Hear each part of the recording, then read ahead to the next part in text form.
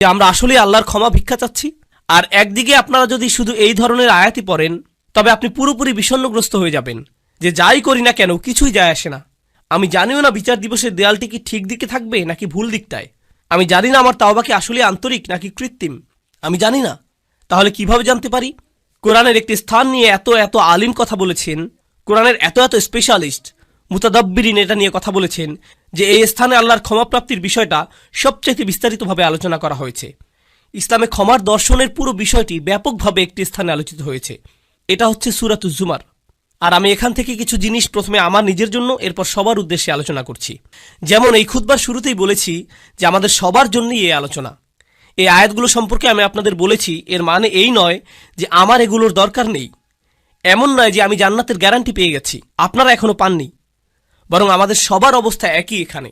আল্লাহ তাদের সম্পর্কে বলছেন যারা ইসলাম সম্পর্কে কথা বলে। আল্লাহ বলছেন, ওমান আহসানু ক্বালাম মিম্মান দাআ ইলাল্লাহ ওয়া আমিলা সলিহান ওয়া ক্বালা ইন্নানি মিনাল মুসলিমিন।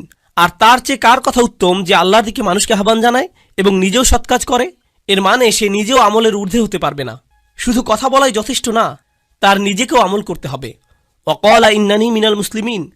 আর সে স্পষ্টভাবে বলে দেয় আমি মুসলিমদের অন্তর্ভুক্ত। এর দুইটি অর্থ। এক, সে মুসলিম হিসাবে গর্বিত। আর দুই, সে নিজেকে অন্যান্য মুসলিমের চাইতে উত্তম মনে করে না, সে নিজেকে বেশি ভালো মনে করে না। তাই আমরা সবাই একত্রে, সবারই একই অবস্থা। আল্লাহর সামনে অন্তত এই দুনিয়াতে কেউই একজনের চাইতে অন্যজন উত্তম অবস্থায় নেই। আর শুধু আল্লাহই জানেন যে বিচার দিবসে আমাদের অবস্থা কি হবে। আর আল্লাহ এখনো জানেন আমাদের অন্তরের অবস্থা কেমন। যে আয়াতটি দিয়ে আপনাদের বলতে চাচ্ছি এখানে, তা আশা দিয়ে শুরু হয়। এটা গুরুত্বপূর্ণ, কারণ আমাদের দিন আশা দিয়েই শুরু হয়, ভীতি প্রদর্শন দিয়ে নয়। এটা সাবধানবাণী দিয়ে শুরু হয় না। যদিও আমার খুতবা তাই দিয়ে শুরু হয়েছিল, কারণ আপনাদের অনেকেই ছোটবেলা থেকে সবচেয়ে বেশি যেটা শুনে বড় হয়েছিলেন তা হচ্ছে ইসলাম ভয় প্রদর্শন দ্বারা পূর্ণ। আমাদের দিনে অনেক ভয় দেখানো হয়েছে। এটা করলে আল্লাহ তোমাকে ধরবে। বাচ্চাকাল থেকে বাবা মা এটা বলে আসছে, তুমি হারাম কিছু করলে আল্লাহ তোমাকে অনেক শাস্তি দেবেন, এই ধরনের শাস্তি, জাহান্নামে ওই ধরনের শাস্তি, এই শাস্তি। এগুলো কোত্থেকে শুরু হয়? কুল। নবীজিকে বলতে বলা হচ্ছে কুল, ওদেরকে বলে দিন। এই কুলটি গুরুত্বপূর্ণ, কারণ মুসলিমদের জন্য তখন আশার বাণী তাদের রাসূলের মুখ থেকেই শোনা জরুরি ছিল সাল্লাল্লাহু আলাইহি সাল্লাম। আর এই সুন্নতের ধারাবাহিকতা রক্ষায় আমরা এই আশা কিন্তু শুধু কিতাব থেকেই পাই না, বরং যারা রাসূল সাল্লাল্লাহু আলাইহি সাল্লামের উত্তরাধিকার বহন করেন তাদের কাছ থেকেও আশা পাই। এই লিগাসি বহনকারী হিসাবে আপনি আমি আমাদের উচিত ছিল অন্যদের আশার বাণী শোনানো। এই কুল শব্দের মধ্যেই, এই কুল শব্দটির মধ্যেই এই বিষয়টা সন্নিহিত। কুল ইয়া ইবাদিয়াল্লাযীনা আসরাফু আলা আনফুসিহিম। তাদেরকে বলে দিন আমার বান্দারা, আমার দাস, আমার বান্দা যারা নিজেদের বিরুদ্ধে চলে গিয়েছ। আরবিতে ইসরাফ মানে সীমা অতিক্রম করা, উচিতের বাইরে চলে যাওয়া। যদি আপনি বেশি খেয়ে খাবার গলা পর্যন্ত চলে এসেছে এমন অবস্থা হয়, তাহলে আপনি খাদ্য গ্রহণে ইসরাফ করেছেন, বেশি খেয়ে ফেলেছেন। যেখানে বেশি খরচ করা উচিত নয় সেখানে অতিরিক্ত খরচ করে ফেললে আপনি খরচই ইসরাফ করেছেন। প্রতিশোধ নিতে গিয়ে কারো উপরে চরের বিপরীতে যদি 10 গুণ চর দিয়ে বসেন, তাহলে আপনি প্রতিশোধ গ্রহণে ইসরাফ করলেন। ইসরাফ মানে বাড়াবাড়ি করে ফেলা। আল্লাহ বলছেন আমার বান্দারা যারা নিজেদের বিরুদ্ধে বাড়াবাড়ি করে ফেলেছ, তারা অনেক ক্ষেত্রে যা করার তার চাইতে বেশি করে ফেলেছে। কিন্তু আল্লাহ বলেননি ইসরাফ কোন ক্ষেত্রে, সম্পদের ইসরাফ নাকি কথাবার্তার ইসরাফ নাকি গাফলতির ইসরাফ। ইসরাফটা কিসের এখানে, বাড়াবাড়ি কোথায় হয়েছে? আল্লাহ এটা নির্দিষ্ট করেননি, কারণ আমরা অনেক কিছুতেই বাড়াবাড়ি করি। আপনি অতিরিক্ত অলস হতে পারেন, আপনি বাড়াবাড়িভাবে রাগী হতে পারেন, আপনি অতিরিক্ত লোভী হতে পারেন, আপনি অনেক কিছুতেই বাড়াবাড়ি করতে পারেন, অনেক কিছুতে অতিরিক্ত করতে পারেন। আর আল্লাহ বলছেন তোমরা যেই বাড়াবাড়ি করে ফেলেছো নিজেদের বিরুদ্ধে, এটা আরেকটা জিনিস। আল্লাহ কিন্তু বলতে পারতেন ইয়া ইবাদিয়াল্লাযীনা আযলামু, যারা পাপ করেছো, যারা ইরতাকাবু সাইয়্যাতু, পাপ কাজ সংগ্রহ করেছো। না, বরং বললেন আসরাফু আলা আনফুসিহিম। এটা কি ইঙ্গিত দিচ্ছে?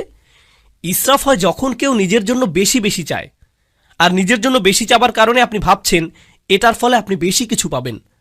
আর আল্লাহ এই আয়াতের বাস্তবতা বলছেন, তিনি বললেন আসরাফু আলা আনফুসিহিম। তিনি লি আনফুসিহিম বলেননি, তিনি বলেছেন তোমরা নিজেদের বিরুদ্ধে বাড়াবাড়ি করেছ, নিজের জন্য করনি। তুমি ভাবছিলে তুমি গিয়ে সীমা অতিক্রম করেছো কারণ এতে তোমার জন্য কিছু থাকবে, কিন্তু বাস্তবতা হলো প্রত্যেকবার এমনটা করার সময় এটা তোমার বিরুদ্ধেই গিয়েছে। আলা আনফুসিহিম লা তাকনাতু মির রাহমাতিল্লাহ। তুমি যদি এটা মেনে নাও আর আমিও যদি মেনে নেই যে আমরা কিছু জিনিস বাড়াবাড়ি করেছি, কিছু জিনিসের সীমা অতিক্রম করেছি, তাহলে আল্লাহ বলছেন কোনোভাবেই আশাহত হইও না। এটা হলো সিদ্দাতুল ইয়াইস আল কুনুত। সিদ্দাতুল ইয়াইস, প্রচণ্ড হতাশা, খুবই বিষণ্ণতা। এখানে কি শিখতে পারছি? গুনাহ, মন্দ কাজ, এগুলো আমাদেরকে হতাশ করে দেয়। তারা এমন অনুভূতি আনে যে আল্লাহ তো আর আমাকে ক্ষমা করবেন না, আমার অবস্থা তো খুব খারাপ, তাই না? ক্ষমা চাবার অর্থটাই বা আর কি? আমি কি করছি জানেন? আমি কি কি কাজ করি সেগুলো জানেন? আপনি না জানলেই ভালো ভাই, আমি খুবই খারাপ। আর এই সময় ভাবছেন, এই সময় এসে ক্ষমা চাবার মানেটাই বাকি। আর আল্লাহ জানেন এই চিন্তাগুলো ওসব মন্দ কাজের থেকে উৎপন্ন হয়। আবার কেউ বলে ক্ষমা চাও নিয়ে আমি আর ভাবতে পারবো না। আসলে যারা ভালো মানুষ তারা তো ইস্তেগফার ইত্যাদি করে, আমি তো অনেক অনেক খারাপ কাজের মধ্যে জড়িত। তাছাড়া এসব থেকে দূরে থাকবো সেটাও না, একেবারেই আশাহীন হয়ে যাও। তাছাড়া এসব থেকে দূরে থাকবো সেটাও আপাতত হচ্ছে না। আল্লাহ বলছেন লা তাকনাতু মির রহমাতিল্লাহ, নিজেদেরকে আলাদা করে ফেলো না, আশাহত হয়েও না, একেবারেই আশাহীন হয়ে যেও না আল্লাহর ভালোবাসা, যত্ন আর ক্ষমা থেকে।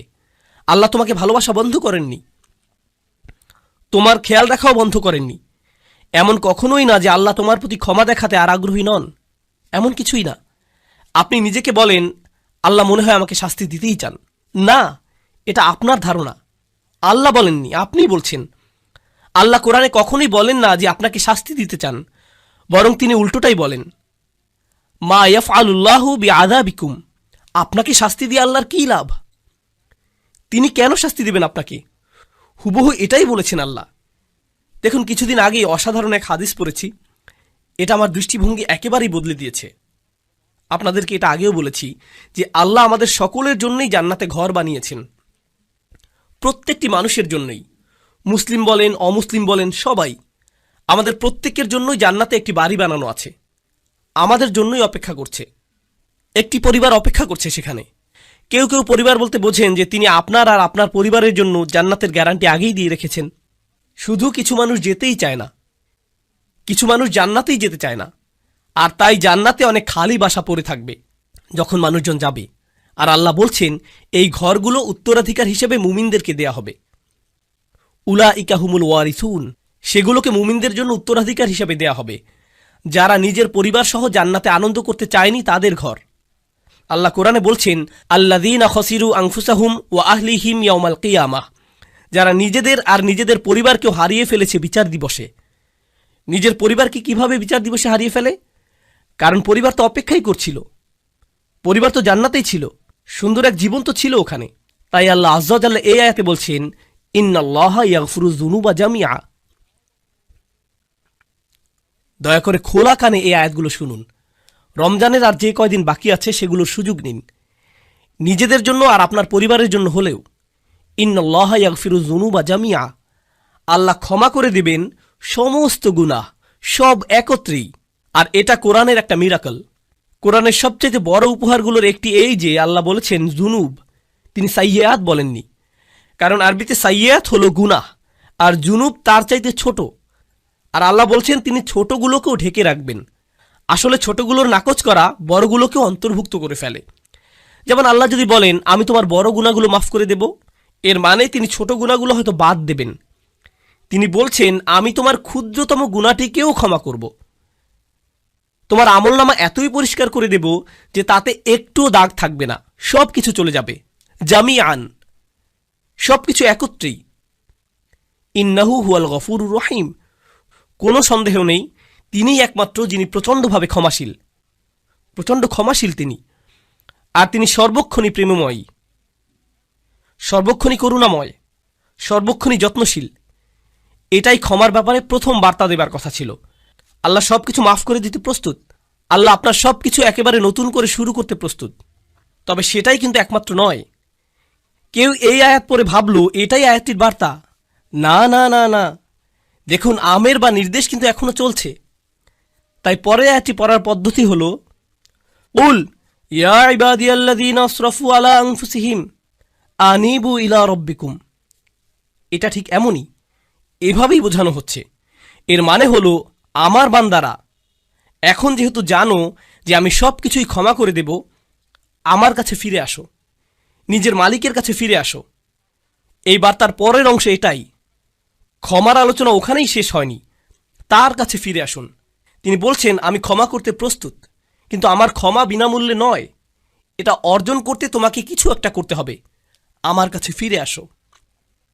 আনিবু ইলা রব্বিকুম, নিজের অন্তর তোমার রবের দিকে ফিরিয়ে দাও। আমার কাছে ফিরে আসো। আনিবু ইলা রব্বিকুম, নিজের অন্তর তোমার রবের দিকে ফিরিয়ে দাও। দেখুন, আরবিতে তওবা আক্ষরিকভাবেও হতে পারে। আল্লাহর দিকে অন্তর ফিরে আসা তওবা হয়, আবার শারীরিকভাবে ফিরে আসাকেও তওবা বলা যেতে পারে। ইনাবা শুধু অন্তরের জন্য। আরবিতে ইনাবা ব্যবহৃত হয় যখন অন্তর আল্লাহর দিকে ফিরে আসে। তাই আল্লাহ বলছেন, তোমার অন্তর কোথায়? কি নিয়ে ব্যস্ত তুমি? কি নিয়ে বিভ্রান্ত তুমি? তোমার মালিকের কাছে ফিরে যাও, তিনি ক্ষমা করতে প্রস্তুত। ওয়াসলিমুলাহু, এরপর তিনি বলছেন, যেহেতু তোমার অন্তর আমাকে দিয়েছ, এখন তোমার সত্তাকেও আমার প্রতি সমর্পণ করো। ইসলামে থাকো, নিজেকে সমর্পণ করো, মান্য করতে প্রস্তুত হও। ওয়া আসলিমুলাহু মিন ক্বাবলু আন ইয়াতিয়াকুমুল আযাব সুম্মা লা তুনসারুন, শাস্তি আসার পূর্বেই এরপর আর সাহায্যপ্রাপ্ত হবে না। এখন আল্লাহ শাস্তির কথা বলেছেন। এমন না যে আয়াতে শাস্তির কথা নেই, আছে, কিন্তু শুরু হয়েছে কি দিয়ে? শুরু হয়েছে উৎসাহ দিয়ে, যে দেখো আমি সব ক্ষমা করতে প্রস্তুত, কোনো শাস্তিই তোমাকে দেয়া হবে না। তুমি যদি চাও তবে আমার কাছে ফিরে আসো, নিজেকে আমার কাছে সমর্পণ করে দেওয়া উচিত তোমার, আর তাড়াতাড়ি করো এটা। এমন ভেবো না যে অনেক সময় হাতে আছে। এমন লোকদের অন্তর্ভুক্ত হয়েও না বিচার দিবসে যাদেরকে বলা হবে তারা বাস্তুম, ভেবেছিলে তোমাদের হাতে অনেক সময় যে দেরি করলেও হবে, তাই না? এটা যেন ফি মানাতা আখারতুম, তুমি বিলম্ব করেছিলে, অনেক সময় আছে আরো, থাকুক, বাদ দাও। এই ধরনের কথাবার্তা, এমন ধরনের লোক হবে না। আল্লাহ বলছেন শুরু করে দাও, মিন কবলি। এই মিনকে বলে মিনাত তাজিল, শাস্তি আসার ঠিক আগে আগে। আমি বলছি শাস্তি হতে কিন্তু দেরি নেই, কাছেই। বিচার দিবসের কথা বললে অনেকে মনে করেন বিচার দিবস অনেক দেরি, তাই না? ইন্নাহুম ইয়ারাউনাহুম বাঈদা, তারা মনে করে ওটা হতে অনেক দেরি। অনারাহু করিবা, আল্লাহ বলছেন আমরা দেখেছি যে এটা শীঘ্রই। কিন্তু আমাদের প্রত্যেকে আমরা কখন যাব? আমরা কি ঈদের দিন আদৌ দেখতে পাবো? কে জানে? কে জানে আমরা কবে যাব? কে জানে মৃত্যুর ফেরেশতার কাছে আল্লাহ কি লিখে দিয়েছেন? আমরা পার্কিং লট পর্যন্তও কি যেতে পারবো? কে জানে? আমরা কেউ জানি না। আর আমাদের মৃত্যু হলেই মান মাতা ফাকাদ কামা কিয়ামাহু, যে চলে যায়, যেই মারা যায় তার কেয়ামত শুরু হয়ে যায়। আপনার কেয়ামতের জন্য ইয়ামুল কেয়ামা, পুনরুত্থান দিবসের জন্য অপেক্ষা করতে হবে না। 1 সেকেন্ডেরই ব্যাপার এটা। আর ফেরেশতা যখন চলে আসবেন তিনি বলবেন না, ও সরি, আপনার 5টা একটা মিটিং আছে না, তাহলে পরে আসছি। এমনটা কিন্তু হবে না। যখন যাবার সময় চলে আসবে যেতেই হবে, কোনো দেরি হবে না। তাই আল্লাহ বলছেন আর দেরি করো না, নিজের অন্তরকে আমার দিকে ফিরিয়ে আনতে আর সমর্পণ করতে বিলম্ব করো না। ওয়া আনিবু ইলা রব্বিকুম ওয়া আসলিমু লাহু। তাছাড়া আমাদের দিনের সৌন্দর্যটা দেখুন। কেউ যদি খুতবাতে বসে বসে সিদ্ধান্ত নেয় যে সে আল্লাহর দিকে ফিরে আসবে, সে এখনও কিন্তু কিছুই করেনি। সে কিন্তু এখনও তার জীবনধারা সম্পর্কিত কিছুই বদলায়নি। সে এখনও তার আয়ের উৎস নিয়েও কিছু করেনি, কিংবা তার আচরণেও পরিবর্তন আসেনি। সে শুধু অন্তরে নিয়ত করেছে যে সে ভিন্ন মানুষ হয়ে যাবে। আর সে বের হয়ে যাবার সময়, কিংবা সে তার পরিবারের সাথে দেখা করার আগেই আল্লাহ হয়তো তার জীবন নেবার সিদ্ধান্ত নিলেন, সে ক্ষমা পেয়ে যাবে। সে তো পরিষ্কার, সে আল্লাহর দিকে ফিরে এসেছিল, এটাই যথেষ্ট। সুবহানাল্লাহ। আমি একজন লোককে চিনতাম নিউ ইয়র্কের এক মসজিদে, বেশ বড় মসজিদ, ম্যানহাটনের 96 স্ট্রিট, সেখানকার সবচেয়ে বড় মসজিদ। আর এটার সামনেই বিশাল বড় একটা অ্যাপার্টমেন্ট কমপ্লেক্স। সেখানে এক হিন্দু লোক বাস করত। মসজিদটাও সেখানে যুগ যুগ যাবৎ ছিল। সে প্রতিদিন সেই দিক দিয়ে যেত আর শুনত, কারণ তারা মাইকে আজান দিত। তো তিনি আজান শুনতেন, সবসময় সেটা শুনতে পেতেন। 96 বছর বয়স, মসজিদে এসে বললেন আমি মুসলিম হতে প্রস্তুত। 96 বছর বয়স, শাহাদা পাঠ করলেন। 2 দিন পর মারা গেলেন। 96 বছরের শিরক, 96 বছরের গাফলাহ। এরপর তিনি আল্লাহর কাছে ফিরে এলেন, সেটাই যথেষ্ট হয়ে গেল। সব পাপ মুছে ফেলা হলো, সকল মন্দ কাজকে ভালো কাজে পরিণত করে ফেলা হলো তার জন্য। ইন্না লিল্লাহি ওয়া ইন্না ইলাইহি রাজিউন। এটাই আল্লাহর দয়া, কারো প্রতি এটাই আল্লাহর ভালোবাসা, যে চলে যাবার পূর্বেই আল্লাহ তাদের ফিরে আসতে দেন। ওয়া আনিবু ইলা রব্বিকুম, এটা শুধু অমুসলিমদের প্রতি আহ্বান নয়, আমাদের জন্যও। আমাদেরও আল্লাহর কাছে ফিরতে হবে। এমন মনে করবেন না যে আমি শুধু খুব আধুনিকতাবাদী লিবারেলদের উদ্দেশ্যে কথাগুলো বলছি। এখানকার ধার্মিকদের উদ্দেশ্যে বলছি না, হিজাব সহ বোন কিংবা দাড়িওয়ালা সেই ভাইটির উদ্দেশ্যে না, না না না, সবার উদ্দেশ্যেই বলছি। আল্লাহ কিন্তু বিচার দিবসে আমাদের চেহারা দেখবেন না, আল্লাহ দেখবেন আমাদের অন্তরে কি আছে। আমাদের দেখতে কিছু করতে বেশি ধার্মিক ধার্মিক মনে হয়, তার মানে এই নয় যে আমরা অন্যের চাইতে ভালো অবস্থানে আছি। এটা শুধু আল্লাহই ভালো জানেন। ওয়া আসলিমু লাহু মিন ক্বাবলু আন ইয়াতিয়াকুমুল আযাব সুম্মা লা তুনসারুন। অত্তাবিউ, আদেশ এখনো চলছে। তোমাদের মধ্যে যারা পাপী, অত্তাবিউ আহসানা মা উনজিলা ইলাইকুম মির রাব্বিকুম। কি যে সুন্দর! আল্লাহ বলছেন, তোমাদের যা দেয়া হয়েছে তার সর্বোত্তমটি অনুসরণ করো, তোমাদের প্রতি নাজিলকৃতর মধ্যে সর্বোত্তমটি। এর অর্থ কি হয়? এর অর্থ হলো কোরআন। এর আগেই ওহী নাজিল হয়েছিল, কিন্তু মানুষের প্রতি নাজিলকৃত সর্বোত্তমটি হলো আল্লাহর এই কিতাব। আর কোনো কিছুই এর চাইতে উত্তম নয়। তোমরা কেন এর অনুসরণ করছো না? আল্লাহ এই আয়াতে আমাদের বলছেন, যারা তার দিকে ফিরে আসতে চায়, তার দিকে ফিরে আসার রাস্তাটি হলো তার কিতাবের অনুসরণ করা। আর না বুঝে কোনো মানচিত্র তো আপনি অনুসরণ করতে পারবেন না। আপনি দিক না চিনলে মানচিত্র কিভাবে অনুসরণ করবেন? আপনার আমার এই কিতাবের সাথে সরাসরি সম্পর্ক করা দরকার। যদি আপনি এই কিতাবটিকে উপেক্ষা করে চলছেন, তবে এই আয়াত আপনার জন্য। আপনি আমি যদি ক্ষমা চাই, তবে এই কোরআনের সাথে সরাসরি সম্পর্ক করতে হবে। এটা পড়ুন, কি বলতে চাচ্ছে সেটা বোঝার চেষ্টা করুন, আন্তরিকতার সাথে আল্লাহর কাছে দোয়া করুন, হে আল্লাহ, এই কিতাব বুঝতে আমাদেরকে সাহায্য করুন। আমি অনুবাদ পড়ছি, কিছুই বুঝছি না, আমাকে এর ব্যাখ্যা বুঝতে সাহায্য করুন। আপনি কি বলতে চাচ্ছেন আমাকে বলুন। ইয়া আল্লাহ, আরবি শিখা আমার জন্য সহজ করে দিন, যেন আমি আপনার কিতাবের সাথে সম্পর্ক করতে পারি। আল্লাহ আপনার জন্য সহজ করে দিবেন। তিনি করবেন না এমন হবে না। সমস্ত মানব জাতির প্রতি এটা খোলা দাওয়াত। তিনি বলেছেন তিনি সহজ করে দিবেন। আমি তো এটা আপনার জন্য সহজ করে দিতে পারবো না, আল্লাহ পারবেন। ওয়ালাকাদ ইয়াসসারনাল কুরআনা লিযিকরি, তিনি বলছেন আমরা তো কোরআন সহজ করে দিয়েছি। তিনি বলেননি লিল আরব। তিনি শুধু আরবদের জন্য সহজ করে দেননি, বরং পুরো মানব জাতির জন্য সহজ করেছেন। এটাই তার ওয়াদা। তাই তাকে কিছু আন্তরিকতা দেখান, নিজের পক্ষ থেকে কিছু প্রেরণা দেখান যে আপনি প্রস্তুত, যে আমিও ফিরে যেতে চাই। আপনি দেখতে পাবেন দরজা তার থেকেই খুলে আসছে। অত্তাবিউ আহসানা মা উনজিলা ইলাইক মির রাব্বিকুম, যা পাঠানো হয়েছে তার সর্বোত্তম অনুসরণ করো। অর্থাৎ এই কিতাবের চাইতে উত্তম বার্তা, উত্তম উপদেশ তো কখনোই তোমরা পেতে পারতে না। কোন মুসলিমের এই কিতাবের সাথে সরাসরি সম্পর্ক থাকা মানে উপদেশ পাবার জন্য সবসময় কেউ না কেউ থাকা, তার অন্তরকে শান্ত করার জন্য কেউ না কেউ সবসময় আছে। আপনি কোরআনের যে কোনো পৃষ্ঠা খুলে পড়া শুরু করুন, শান্তি আর সুখ পাবেন। আপনি খুশুখুশুর সাথে সালাত আদায় করুন আর আল্লাহর কথাগুলো তিলাওয়াত করুন, এমন সমাধান পেয়ে যাবেন যেটা কল্পনাও করেননি। আল্লাহর কথার মাধ্যমেই সেটা চলে আসবে আপনার কাছে। কোরআন অসীম, সর্বক্ষণ প্রাসঙ্গিক। এটা এমন একটা কিতাব যেটা সর্বকালে উপযুক্ত, আক্ষরিকভাবেই। কলেজে থাকতে আমি এক বন্ধুর সাথে এই এক্সপেরিমেন্ট করেছিলাম। তাকে বললাম, বন্ধু, সবাই তো বলে কোরআন হেদায়েত, চলো একটা এক্সপেরিমেন্ট করি। প্রত্যেকবার আমাদের কোনো সমস্যা হলেই চলো কোরআনের কোনো একটা পৃষ্ঠা খুলে পড়া শুরু করি, দেখি কোনো সমাধান পাই কিনা। আমরা এমন 2-3 মাস যাবৎ করলাম, আর সুবহানাল্লাহ, আমরা প্রতিদিন মেলাতাম। আমি এটা পেয়েছি, এই সমস্যা হয়েছিল, আর এই আয়াত পেয়েছি। আর আমি এটা খুঁজছিলামও না, শুধু কোরআন পড়ছিলাম, আর সেটা চলে এলো। এটাই আমার জন্য আল্লাহর সমাধান। দেখলেন, আমার জন্য আল্লাহর উপদেশ এটা। সুবহানাল্লাহ, কি অসাধারণ ব্যাপার! এমনই তো হবার কথা ছিল। আমাদেরকে দেয়ার এর চাইতে উত্তম আর সুন্দর জিনিস আর কি হতে পারে, তাই না?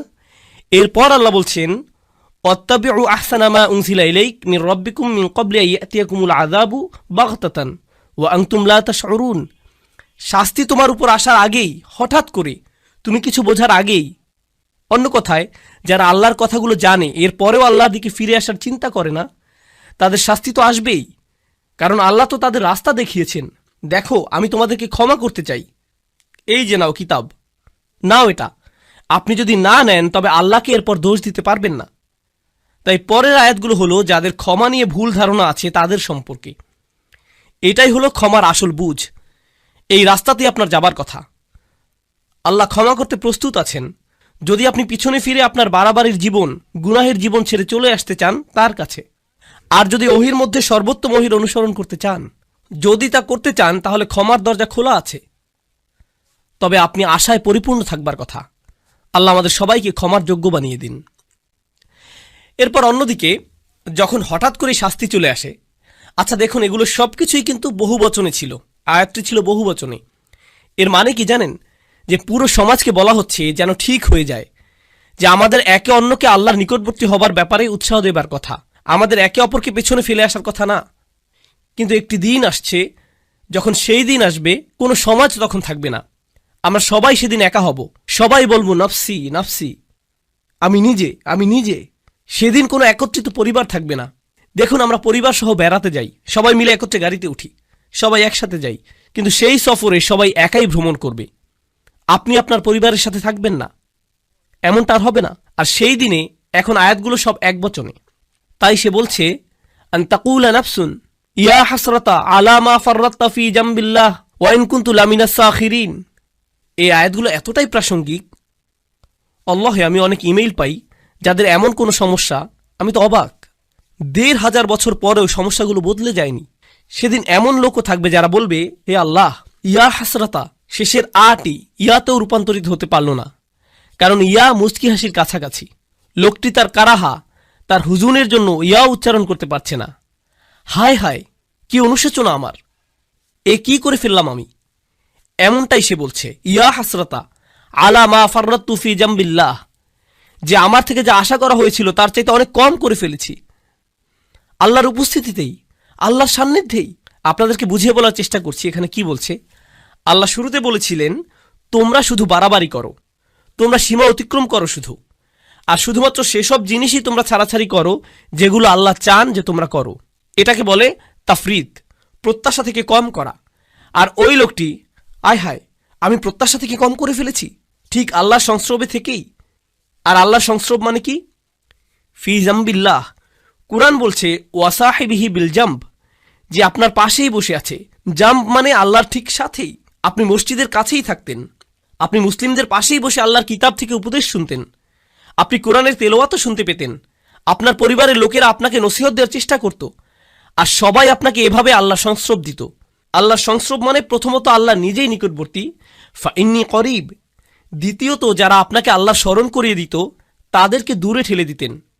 আরে যা করছি যাও তো, আরে যা করছি করতে দাও তো, আমি কি করব তোমাকে বলতে হবে না, উপদেশ দেওয়া বন্ধ করো, আমার দরকার নেই উপদেশের, আমি ঠিক আছি, ভালোই আছি, আমার বাণী শোনার দরকার নেই এখন। লোকটি বলছে, হায় হায়, কি করলাম আমি কিভাবে শৈথল্য করলাম, আমি সহজেই উতরে যেতে পারতাম। এরপর সে কারণ দর্শাচ্ছে। তরুণ ভাইয়েরা, দয়া করে শুনুন, সে কারণ দিচ্ছে কেন সে শৈথিল্যতা করেছিল। সে বলছে, ওয়া ইন কুনতা লামিনাস সাখিরিন, আমি ঠাট্টা বিদ্রুপকারীদের মধ্যে অন্তর্ভুক্ত ছিলাম। আমি এই সব কিছুকে কৌতুক মনে করেছিলাম, আমি এই সব কিছুকে হাওয়ায় উড়িয়ে দিতাম। ধুর, নসিহতের প্রতি এমনই আচরণ করতাম, আক্ষরিকভাবেই। সাখির, আমি পাত্তাই দিতাম না। অনেক মানুষ আছে না আল্লাহর ক্ষমার উপর ভরসা হারিয়ে ফেলে। এই আয়াত তার পরের ধাপ বলছে, এটা যারা ক্ষমাকে পাত্তাই দেয় না তাদের কথা বলছে। তারা মনে করে এইসব মজা। কিসের জন্য ক্ষমা? ও বিচার দিবস, আচ্ছা, এটাকে তারা গুরুত্বই দিত না। এখন এই লোক বিচার দিবসে দাঁড়িয়ে চিৎকার করছে, হে আল্লাহ, কিভাবে আমি এটাকে পাত্তা না দিয়ে থাকলাম, এটাকে কেন কৌতুক মনে করলাম। এরপর দ্বিতীয় ধরনের লোক, আও তাকুলা লাউ আন্নাল্লাহ হাদানি, দ্বিতীয় ধরনের লোক বলছে, ইস, যদি আল্লাহ আমাকে হেদায়েত দিতেন। এটা আল্লাহর দোষ। তিনি যদি আমাকে হেদায়েত দিতেন তাহলে লাকুনতা মিনাল মুত্তাকিন, তাহলে আমি মুত্তাকিদের অন্তর্ভুক্ত হতাম। আল্লাহ সিদ্ধান্ত নিয়েছিলেন যে আমি বিদ্রুপকারী হব। আল্লাহরই সিদ্ধান্ত যে আমি নামাজ পড়িনি। আল্লাহ ঠিক করেছিলেন যে আমি অলস থাকব। তিনি ঠিক করেছিলেন আমি বদরাগী হব। এটা তো আমার দোষ না, এটা আল্লাহর দোষ। এটাও সে বিচার দিবসে বলছে। সে এই দুনিয়াতে মিথ্যুক ছিল, আখিরাতেও মিথ্যুক। তুমি আল্লাহর উপরে চাপিয়ে দিচ্ছ। হ্যাঁ, যেন সব দোষ তারই, যেন তারই সব দোষ, যেন তোমার কোনোই দোষ নেই। সুবহানাল্লাহ, এটা তো অন্য কারোর জন্য করো না। কেউ রাস্তায় তোমাকে আটকে দিল, আল্লাহর দোষ। এই লোক সে তো গাড়ি চালাতেই জানে না, দেখে চালাতে পারে না, তাকে ফাইন করা উচিত। তাকে কেন দোষ দিচ্ছ? নিজেকে তো দোষ দাও না, তাই না? আপনি কোনো গ্রোসারি দোকানে গেলেন, ক্যাশ রেজিস্টারে গিয়ে টাকা পরিশোধ করছেন, এখন সেই লোক টাকা ফেরত দিল না, 10 টাকা ফেরত পাবেন আপনি, সেটা সে দিল না। এই যে আমার 10 টাকা কই? সে বলল, এটা তো আল্লাহর দোষ, আল্লাহ ঠিক করেছেন আপনি টাকাটা পাবেন না। কি বলছেন আপনি? আমার 10 টাকা ফেরত দিন। অন্য মানুষদের কাজে তাদেরকে দোষ দিতে আপনি ঠিকই জানেন, কিন্তু যখন নিজের বিষয় আসে তখন বলেন, না না না, আল্লাহ সিদ্ধান্ত করেছেন যে আমি মন্দ কাজ করব। আসলেই মুনাফিক। এভাবেই চলবেন আপনি? এই অজুহাতের পেছনেই লুকাবেন আপনি? এই কথা বিচার দিবসেও বলছেন? আমি তো মুত্তাকিই হতাম যদি আল্লাহ হেদায়েত দিতেন। তিনি আমার গোমরাহির সিদ্ধান্ত নিয়েছেন, পুরোটাই আমার তাকদীর। আও তাকুল হিনা তারাল আযাব লাউ আন্না লি কাররাতান। এরপর যখন সে শাস্তি দেখতে পেল, বলল, আচ্ছা আচ্ছা আচ্ছা, ঠিক আছে, আসলে আমারই দোষ, আমি মানছি।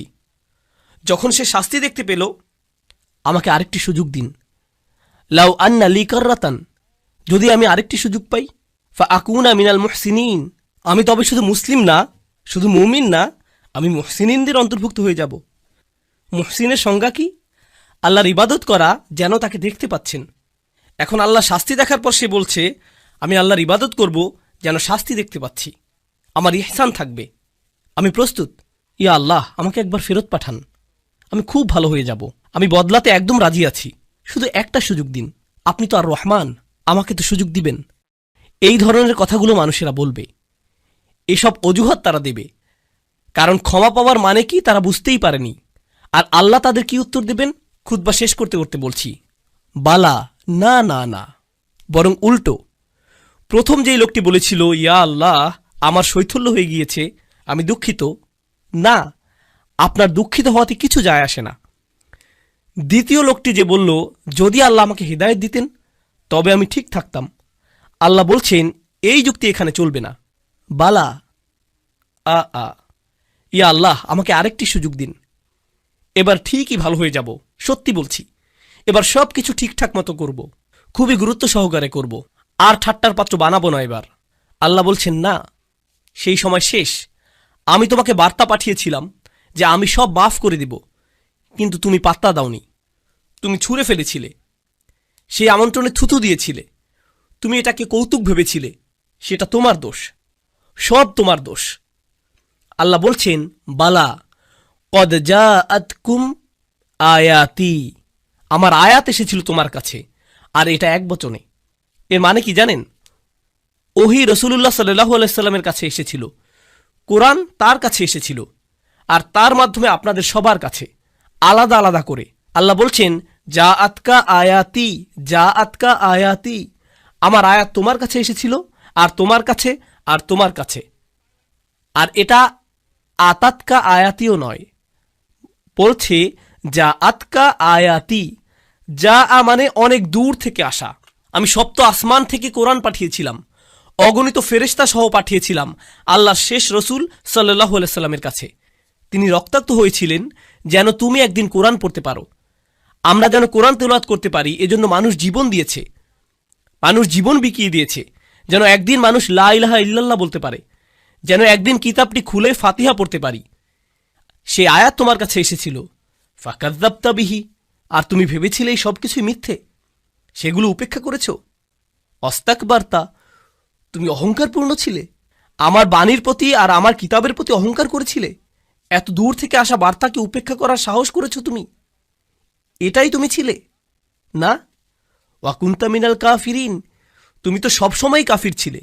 চাইলে এখন আল্লাহর কাছে এসে সারাদিন ধরে কাঁদতে পারো, এটাই হলো ক্ষমার প্রকৃত বুঝ। আল্লাহর আয়াত আমাদের সবার কাছে এসেছে। এই মাসে আমরা ওহী আগমন উদযাপন করি, এই মাসে আমরা বলতে পারি, ইয়া আল্লাহ, আপনার আয়াত এসেছে আমার কাছে, আমাদের সবার কাছে আপনার আয়াত এসেছে, আর আমরা এগুলোর প্রতি অহংকারী হব না, আমরা এগুলো উপেক্ষা করব না, আমরা গুরুত্ব সহকারে নেব সেগুলো। কোরআনের সাথে আপনার সম্পর্ক এই মাসেই ঠিক করুন, যেন মাস শেষ হবার পরেও সেটা চালিয়ে যেতে পারেন, সেসব মানুষদের অন্তর্ভুক্ত হন।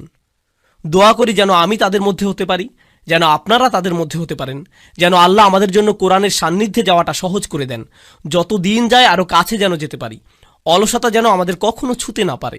এই উপহার, এই ভালোবাসা কোরআনের প্রতি যা আল্লাহ আমাদেরকে দিয়েছেন, সেটা যেন আমরা সবার কাছে ছড়িয়ে দিতে পারি, সেই দোয়া করছি। এই উপহারের মহত্ব ও গুরুত্ব যেন আমরা আমাদের সন্তানদের মাঝে ছড়িয়ে দিতে পারি, তাদের মধ্যেও যেন এই ভালোবাসা গড়ে ওঠে। আপনার বাচ্চাকে ভিডিও গেম কিনে দিলে কত খুশি হয় খেয়াল করেছেন? তাদের চেহারার আনন্দ লক্ষ্য করেছেন? ঈদ আসছে, তাদেরকে আমরা খেলনা দেব, তখন তাদের চেহারার আনন্দ দেখেন, কত খুশি তারা, কিভাবে চিৎকার করছে। এটাকে আরবিতে ফারাহ বলে। আল্লাহ কোরআন সম্পর্কে বলছেন, ফাবিযালিকা ফালিয়াফরাহু। এই কোরআনের কারণেই তোমাদের উচিত খুশিতে উৎফুল্ল হওয়া। কোথায় সেই খুশি? কোরআন নিয়ে সেই আনন্দ কোথায়? আমাদের কিভাবে নবীজি সাল্লাল্লাহু আলাইহি সাল্লাম বলবেন, ইয়া আহলাল কোরআন, হে কোরআনের মানুষ, কোরআনের লোকজন, সেটা কোথায়? আজকেই ঠিক করার সময়। কালকের জন্য অপেক্ষা করবেন না, আজ রাতের জন্য অপেক্ষা করবেন না। কোরআনের মানুষ হয়ে যান, আল্লাহর নিকটবর্তী হবার মতো মানুষ হয়ে যান, তার ক্ষমা অর্জন করে নিন, তার আমন্ত্রণ গ্রহণ করুন। আল্লাহ যেন আমাদের সবাইকে তার ক্ষমা, তার ভালোবাসা, তার করুণার যোগ্য বানিয়ে দিন। যেন আল্লাহ আযজা জাল্লা আমাদের সবাইকে, আমাদের সন্তানদেরকে, আমাদের পিতামাতা, আমাদের আত্মীয়দের তার জান্নাতে প্রবেশ করিয়ে দিন। আল্লাহ আযজা জাল্লা যেন সকল মুসলিমদের সকল ভুল মাফ করে দেন। আল্লাহ আযজা জাল্লা যেন সমস্ত রোজা, সকল ইবাদত কবুল করে নেন, এমনকি যেগুলো ভুলে ভরা, অলসতায় ভরা, সেগুলোও আল্লাহ যেন আমাদের সবাইকে তেমন বানিয়ে দিন। বিচার দিবসে তার ছায়ার নিচে দাঁড়ানোর তৌফিক দিন।